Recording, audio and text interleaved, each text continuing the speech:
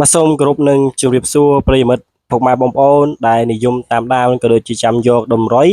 ពី Channel ខ្ញុំបាទតម្រុយ Channel អាវងបាទថ្ងៃនេះខ្ញុំបាទវិលមកជួបប្រិយមិត្តពុកម៉ែបងប្អូនទាំងអស់គ្នាគឺយើងបានគុណគូក៏ដូចជាពំនាំយកតម្រុយបាទសម្រាប់បាទថ្ងៃថ្មីមកជូនដល់ប្រិយមិត្តពុកម៉ែបងប្អូនទាំងអស់គ្នាបាទសម្រាប់លេងនៅថ្ងៃស្អែកបាទគឺតម្រុយថ្ងៃទី13ខែ8ឆ្នាំ2026ហើយតម្រុយនេះដែរពុកម៉ែបងប្អូនទាំងអស់គ្នាបាទពេញចិត្តយកទៅលេងនៅម៉ោង4:30នាទីល្ងាចក៏បានក៏ដូចជាម៉ោង6:30នាទីយប់ក៏បាន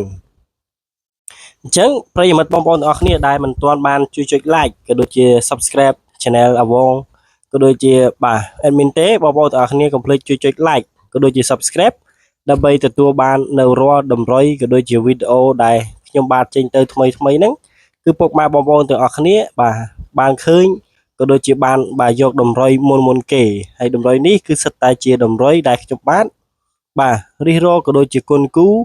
យកតែលេខដាដែលល្អមកចែកជូនដល់ប្រិយមិត្តពុកម៉ែបងប្អូនទាំងអស់គ្នាបាទសម្រាប់លេងកំសាន្តអញ្ចឹងកុំឲ្យខាតពេលវេលាពុកម៉ែបងប្អូនទាំងអស់គ្នាយូរយើងចូលមកការហៅជាមួយនឹងតម្រុយសម្រាប់បាទថ្ងៃស្អែកអញ្ចឹងដំបូងគឺយើងហៅជាមួយអាពីរលេខថ្ងៃស្អែកបើគឺយើងមានបាទ73ហើយនៅខ្ទង់ទី2គឺយើងមានបាទ91ហើយនៅខ្ទង់ទី3គឺយើងមានបាទ39សម្រាប់3លេខនៅថ្ងៃស្អែកគឺយើងមានបាទ529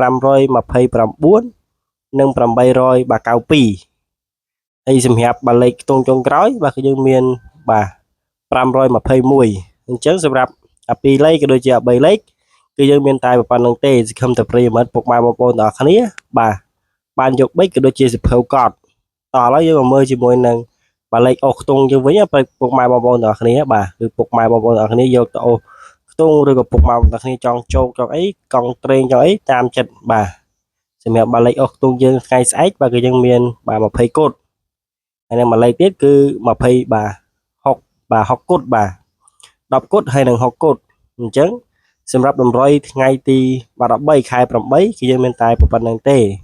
សង្ឃឹមតែប្រិយមិត្តពុកម៉ែបងប្អូនទាំងអស់គ្នាបាទពេញចិត្តជាមួយនឹងតម្រុយបាទសម្រាប់ថ្ងៃស្អែកនេះ